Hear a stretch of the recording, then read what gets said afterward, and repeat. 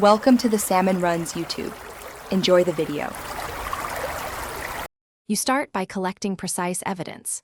Note the Palworld version, Windows build, GPU driver number, and free RAM. This narrows causes fast. Once done, enable full crash dumps in Windows error reporting so the system generates a DMP when Palworld fails. Then run the game until it crashes one more time, save the most recent game log and the DMP file in a dedicated folder. This gives you the raw data required for the only reliable fix. You now analyze the dump with WinDBG or Visual Studio. Open the DMP and read the exception code and top call stack frames to identify the faulting module. Make sure to compare module names. Is it the game binary, a GPU driver, or third-party middleware? Once identified, apply the matched fix.